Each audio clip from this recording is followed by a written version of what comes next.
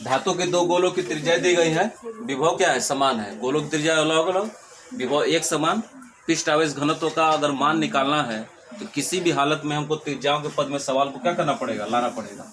हम लोग क्या करेंगे, इस तरह के सवालों को सिद्ध करने के लिए जैसे सवाल में जो संकेत दिए गए हैं उनका प्रयोग हम करेंगे। ठीक है, देखो यहाँ पर पहले गोले की त्रिज्या इतना है, लिख देंगे R1 इक्वल टू, दूसरे गोले की त्रिज्या R2। आप चाहते हैं तो स्मॉल R1 R2 का भी प्रयोग कर सकते हैं, क्योंकि हम लोग जिस गोले चालक की धारिता का सूत्र निकाल रहे हैं उसमें कैपिटल R1 का प्रयोग किताब में किया गया है, इसलिए कैपिटल R1 R2 देना सबसे अच्छा होगा। विभव क्या है, समान है, इसलिए दोनों विभव क्या होंगे, आपस में बराबर होंगे। अब हम पृष्ठ आवेश घनत्व का रेशियो निकालना चाहते हैं। पृष्ठ आवेश घनत्व का संकेत होता है सिग्मा, दो रेशियो है, इसीलिए सिग्मा 1 रेशियो सिग्मा 2 के रूप में इसको लिख कर प्राप्त करेंगे। यह हमको निकालना है। सिग्मा निकालने के लिए क्यू निकालना पड़ेगा, पहले गोले को दिया गया आवेश।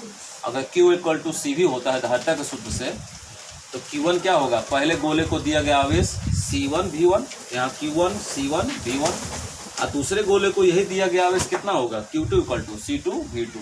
रेशियो नंबर फर्स्ट और सेकंड बनाइएगा, लेकिन ध्यान दीजिएगा V2 जहाँ लिखे हैं वहाँ पर V2 का मान V1 के बराबर लिखिएगा, चूंकि दोनों विभव समान है। जब विभव समान तो सवाल में कोई विभव आने वाला नहीं है, काटना ही है। काटेंगे कैसे, समीकरण 1 में 2 से भाग दे दीजिएगा। भाग देने पर V1 कैंसिल हो जाएगा, इधर बचा Q1 बटा Q2 C1 बटा C2। लेकिन देख रहे हैं अभी भी हमारे पास त्रिज्या नहीं है ना सिग्मा है, दोनों गायब है। तो एक धारिता का सूत्र हम जानते हैं, गोले चालक की धारिता का सूत्र 4 pi epsilon not into R होता है। इसको दो भाग तोड़ो, अगर C इक्वल टू इतना होता है तो C1 बराबर क्या होगा, 4 pi epsilon not into R1, और C2 बराबर क्या होगा, 4 pi epsilon not into R2। भर देंगे इसमें, ये दोनों समान पद है, कट जाएगा, R1 बटा R2 बचेगा। फिर देख रहे हैं कि हमारे पास ना सिग्मा है, सिग्मा है ही नहीं, आ ही नहीं रहा सिग्मा। तो सिग्मा का सूत्र कहाँ से लिखेंगे, सिग्मा के सूत्र से लिखेंगे, Q/A से। फिर पहले गोले चालक के लिए पृष्ठ आवेश घनत्व का सूत्र 1 का प्रयोग करेंगे, सिग्मा 1 इक्वल टू Q1 बटा A1, और सिग्मा 2 इक्वल टू Q2 बटा A2 लिखेंगे। ठीक है, अब A2 का वैल्यू डायरेक्ट निकाल रहे हैं, Q2 बटा A2, तो Q2 अपनी जगह है, A1 और A2 क्या है, तो गोले चालक है। गोले चालक का क्षेत्रफल वक्र पृष्ठ क्षेत्रफल से लगाते हैं। थोड़ा ध्यान रखिएगा, गोले के वक्र पृष्ठ क्षेत्रफल का सूत्र होता है 4 पाई R²। R मत लिखना तो गड़बड़ हो जाएगा। तो देखिए R² भर देंगे, समीकरण 3 और 4 बनाएंगे। किसके सूत्र से निकाला है, Q/A से। अब दोनों का रेशियो करना है, LHS का LHS से, RHS का RHS से। तो इसका LHS क्या है, सिग्मा 1 बटा सिग्मा 2, इसका RHS क्या है, Q1/4 पाई R1² बटा, इसका RHS क्या है, Q2 बटा 4 पाई R2²। क्या मिला हमको, 4 पाई से 4 क्या हो गया, कैंसिल। ये चौथा पद पहले पद में इंटू करेगा, Q1 इंटू R2² बटा, दूसरे का तीसरे में इंटू होता है तो पहले Q2 लिख देना, सजा हुआ पहले से होगा, अब बगल में R1²। क्यों, आगे देखिए, तो Q1 बटा Q2 का वैल्यू हमारे पास है, देखिए यहाँ पर निकाले हैं कहीं, जहाँ Q1 बटा Q2 होगा वहाँ क्या रखेंगे, R1 बटा R2। इस Q1 बटा Q2 की जगह क्या रख देंगे, R1 बटा R2 इंटू आगे स्क्वायर में है R2² बटा R1²। स्क्वायर से एक पावर इसका कट जाएगा, R2 से इसका एक पावर कट जाएगा, ऊपर एक बचा R2 और नीचे क्या बचा R1। सिग्मा 1 बाई सिग्मा 2 बराबर, इसका वैल्यू हमारे पास है। दूसरी त्रिज्या कितनी है, 0.05, और पहली त्रिज्या कितनी है हमारे पास है, 0.03 है। चूंकि समान अंक बाद दशमलव है, दशमलव ऊपर नीचे खत्म। सिग्मा 1 बाई सिग्मा 2 बराबर 5 बाई क्या हो जाएगा, 3। इसी को रेशियो में सिग्मा 1 रेशियो सिग्मा 2 बराबर 5 रेशियो कितना मिलेगा, 3। या क्या करना पड़ेगा, ठीक है। किसी भी हालत में क्या करिए, आप सिग्मा का सूत्र ले आइए। चलो देखो, तो अब हम लोग क्या करेंगे, इसमें नया क्वेश्चन हमारे पास है। समान रूप से आवेशित और समान त्रिज्या वाले जल की 64 बूंदों को मिलाकर एक बड़ा बूंद बना दिया है। देखो, जो अलग अलग बूंद है उन सबकी बूंदों के आवेश और विभव त्रिज्या क्या है, समान है। और कितनी बूंद है, 64 बूंद है, और 64 बूंदों को मिलाकर बड़ा बूंद बनाया गया है। 64 बूंदों को मिलाकर बड़ा बूंद बनाया गया है, तो क्या लिखेंगे? बड़े बूंद का आयतन बराबर 64 गुणे छोटे बूंद का आयतन। क्योंकि 64 बूंदों से ही बड़ा बूंद बनाया गया है, इसलिए दोनों के आयतन क्या होंगे? बराबर होंगे। मान लेंगे कि किसी भी बूंद का आयतन ज्ञात करने के लिए हमको त्रिज्या चाहिए, तो मान लेंगे बड़े बूंद की त्रिज्या कैपिटल आर है और छोटे बूंद की त्रिज्या स्मॉल आर हो, तो किसी भी बूंद अथवा गोला, बूंद गोला ही होता है, गोल होता है, तो किसी भी गोले का आयतन का फॉर्मूला 4/3 पाई आर क्यू आप लोग पढ़े होंगे। तो बड़े बूंद के लिए क्या होगा? एलएचएस में क्या लिखोगे? 4/3 पाई आर क्यू और 64 गुणे छोटे बूंद का आयतन का फॉर्मूला वही लिख दो, क्योंकि त्रिज्या स्मॉल आर माने ही है। तो क्या लिखोगे? 4/3 इंटू पाई आर क्यू। लाभ ये मिला कि 4 पाई से 4 पाई और ये सब कट गया यहाँ पर। क्या मिला? R Q equal to 64 into R Q, small R Q. तो आर क्यू इक्वल टू, ये पूरा किसका घन है? तो 4r का घन है। 4r का घन है ना जी। घन से घन क्या हो गया? कैसे तुलना कर लीजिए आप लोग। r इक्वल टू कितना मिला? 4r। ये क्या हिंदी बता रहा है? अर्थात हिंदी में क्या लिखेंगे? क्या निकल गया? बड़ी बूंद की त्रिज्या क्या है? तो क्या हिंदी में लिखेंगे? बड़ी बूंद की त्रिज्या, बड़ी बूंद की त्रिज्या किसकी चौगुनी है? छोटी बूंद की त्रिज्या की क्या है? चौगुनी है, यानी 4 गुनी है। बस यही संबंध लगाना और कुछ नहीं। त्रिज्या की 4 गुनी है, बस संबंध बताना है तरह का। r/2 हो तो क्या लिखोगे? त्रिज्या की आधी है। क्या समझ में आया? देखो इधर क्या दिया है? समांतर प्लेट संधारित्र की धारिता दी गई है। धारिता का संकेत कितना हो? C होता है। C का मान दिया है 300 पिको फैराड दिया है, लेकिन धारिता का मात्रा क्यों दोहरा रहे हैं? फैराड होता है। पिको फैराड को फैराड बदलने के लिए उस दिए गए पूर्णांक में 10⁻12 से इंटू करा देना। पिको फैराड को फैराड बदलने के लिए 10⁻12 से इंटू कराओगे, मान शुद्ध हो जाएगा। चाहते हो तो पावर को शुद्ध करने के लिए इसको प्लस 2 पावर इसको दे देना। या 300 है, 100 डबल है यहाँ पर, तो 100 पावर इसमें दे देंगे, मतलब 100 का 0 पावर दे देंगे प्लस 2 पावर, तो 2 पावर घट के माने 10 पावर हो जाएगा। और दिया है कि विभव कितना दिया गया है? 1200 वोल्ट का। V बराबर 1200 वोल्ट। और बता रहा है कि यदि 1200 वोल्ट देंगे तो इसकी ऊर्जा क्या होगी, जिसको हम लोग कहते हैं U, निकालना है। और प्लेटों के बीच की दूरी कर दी गई है दुगनी, तो नया विभव कितना होगा वो देखिए। तो पहले तो हमको क्या निकालेंगे? ऊर्जा। तो ऊर्जा तो बहुत आसानी से निकाल लेंगे। U का सूत्र होता है संचित ऊर्जा। U इक्वल टू किसके पद में निकालेंगे? संचित ऊर्जा। U इक्वल टू कौन कौन सवाल है हमारे पास? C और V है। 1/2 CV स्क्वायर, इसका प्रयोग कर लीजिए। U इक्वल टू 1/2, C का वैल्यू कितना है? 3 × 10⁻⁻10 और V इसका मतलब 1200 का स्क्वायर। तो डायगोनल करेंगे, ध्यान दीजिएगा। देखो वहाँ पर 1/2 × 3 × 10⁻10 इंटू 12 का वर्ग 144 हो जाएगा और 2 का वर्ग हो जाएगा 10⁻4 लिख सकते हैं।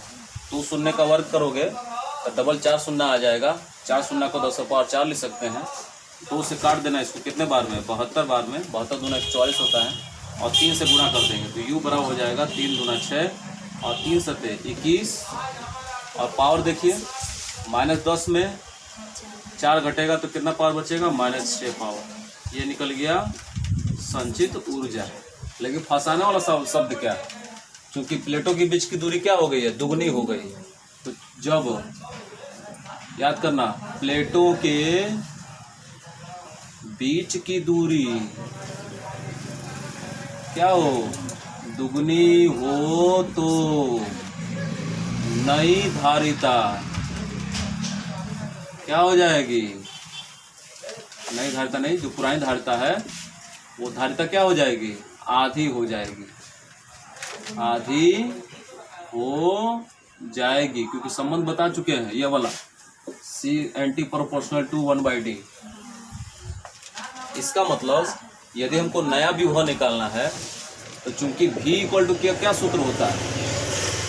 V इक्वल टू किसका प्रयोग करेंगे? Q/C का।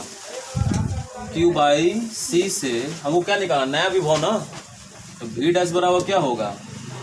Q/C dash. C डैश कैसे निकालोगे?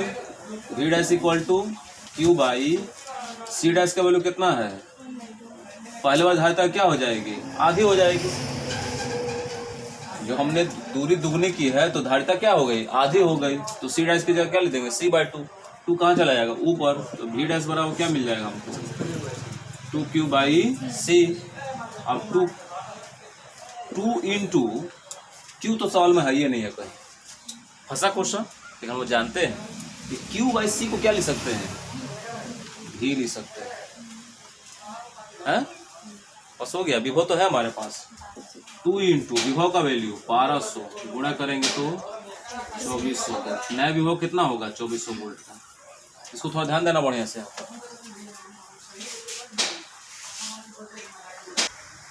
चलो देखो चित्र में तो क्या दिया है, चित्र में एक सर्किट बनाया है। इस सर्किट में A और B के बीच क्या निकालनी है, तुल्य धारिता। इसमें कितने प्रकार के संधारित्र हैं, 1 2 3 4 और 5। मान लेंगे पहले संधारित्र की धारिता कौन है, यहाँ C1, ये C2, ये C3, ये C4 और ये क्या है, C5। अब पूरे परिपथ में संधारित्र की धारिता ज्ञात करनी है A और B के बीच। तो पहले आप क्या करेंगे, C2 और C3 को पहले जोड़िए, उसका जो परिणामी मिलेगा C4 से जोड़ेंगे, और C4 से जो परिणामी मिलेगा वो A और B के बीच पूरा निकाल लेंगे एक के बाद।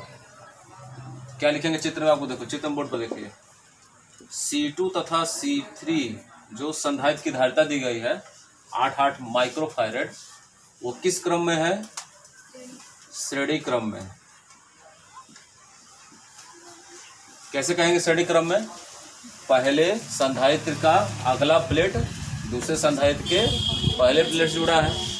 आप चाहते हैं इसको माइनस बताइए, माइनस प्लस से जुड़ा हुआ है, इसलिए श्रेणी क्रम में हुआ। श्रेणी क्रम में इस समय इसकी तुल्य धारिता, इसकी तुल्य धारिता कैसे निकालते हैं, व्युत्क्रम रूप में। बोर्ड पर देखिए, यहाँ पर C5 मान चुके थे तो 1/C6 लिख दे रहे हैं, ठीक है। कैसे निकालेंगे, 1/C2 प्लस 1/C3 उल्टा करके निकालते हैं श्रेणी क्रम में। तो 1/C6 इक्वल टू 1/C2 का वैल्यू कितना हमारे पास है, तो 8। 1/C3 का वैल्यू भी कितना है, 8। तो 1/C6 इक्वल टू कितना आ जाएगा, और समान अंश का 5 10 का 10, एक कितना हो जाएगा, 2 बटा नीचे कितना 8, ये कट जाए एक बार में और ये 4 बार में। तो क्या मिला, 1/4। अब 1/4 का वैल्यू 1/6 से निकालेंगे तो C6 इक्वल टू कितना हो जाएगा, केवल 4। उल्टा कर देंगे, 4/1 माइक्रोफैरड। लेकिन अब परिपथ अब कैसा होगा, देखो ऐसे एक ऐसे सर्किट बनी हुई है, ऊपर से गया, यहाँ एक संधारित्र लग गया, नीचे लगा यहाँ पर एक यहाँ लगा है, ये सिरा कौन है, B है, ये कौन है, A है, और इसको नीचे लाकर इसे जोड़ दिया है, यहाँ लाकर इसे जोड़ दिया है। अब जो परिणामी मिला इन दोनों को जोड़ने पर वो 4 माइक्रोफैरड यहाँ पर है, यहाँ पर देखो। बाकी सब ठीक है, 8 अपनी जगह है, ये 4 अपनी जगह, ये 8 अपनी जगह है। तो अभी देखेंगे कि ये दोनों, यानी जो C6 प्राप्त किया आपने और जो C4 प्राप्त किया, अब C6 तथा C4 किस क्रम में होगा, ऊपर नीचे समांतर क्रम में होगा। तब इसका तुल्य धारिता निकालेंगे, इसकी तुल्य धारिता किसके लिए, C6 और C4 के लिए तुल्य धारिता। समांतर क्रम में कैसे जोड़ते हैं, सीधा। मान लेंगे C7 हो, C7 कैसे निकालोगे, सीधा मतलब C6 प्लस C4। तो C6 कितना निकाले हैं, 4, और C4 कितना है, 8, 12 माइक्रोफैरड। अब फिर नया चित्र बनेगा, समांतर क्रम में ऐसे जोड़ना है। इसका फिगर क्या होगा, अब चित्र किस प्रकार लिखा जाएगा, देखिए यहाँ पर अब चित्र होगा इस तरह कि अब हम सिरा A यहाँ से ले लेंगे, यहाँ एक संधारित्र है, एक यहाँ संधारित्र हो जाएगा, एक यहाँ संधारित्र, और यहाँ आ जाएगा सिरा B और यहाँ सिरा A। अब ऊपर वाला डायग्राम खत्म, क्योंकि हमने ऐसे जोड़ा है इसको। ये सब डायग्राम, ये सब परिपथ खत्म हो जाएगा। ये कितने का है, 4 माइक्रोफैरड। अभी जो हम लाए हैं C7 बीच में है, C7 बीच में आएगा। C7 कितना है, 12 माइक्रोफैरड का, यहाँ 12 है, और ये कितना है लास्ट वाला, 8 का है। अब ये किस क्रम में मिल रहा है, चूंकि क्या, ये कौन सा नाम है हमारे पास, C1, ये क्या है C7, तथा ये C5 किस क्रम में है, श्रेणी क्रम में हो तो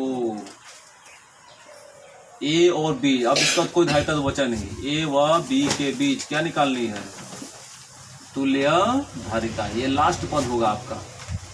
इसकी धारिता कैसे ज्ञात करें, श्रेणी क्रम में उल्टा, 1/c इक्वल टू, परिणाम भी निकाल रहे हैं, कैसे निकलेगा, 1/, ये कौन है C1, 1/12 कौन है लोग, C7, और 8 कौन है 1/C5, जोड़ दो। इसका क्या मिला 4, इसका मान मिला 12, इसका मान कितना मिला 8, 4 8 और 12 कैल्शियम 24, 4 के 12, 4 दूना 8, 4 छक 24, 6 कम 6, 12 दूना 24, 2 एकम 2, 8 तिया 24, 3 एकम 3, 1/c बराबर 6 3 9 9 3 12/24, फिर कट जाएगा तो कितना बचेगा 1/2, 6 2 8 3 11 हो रहा है, अच्छा 11 हो रहा है, 11 बटा नीचे कितना 24, तो c बराबर कैसे निकालोगे 24/11, भाग दे सकते हो, 11 दूना 22, कितना बचा 2 बचा, 10 में लगा तो कितना हो गया 20, 11 एकम 11, आगे भाग देने की जरूरत नहीं है।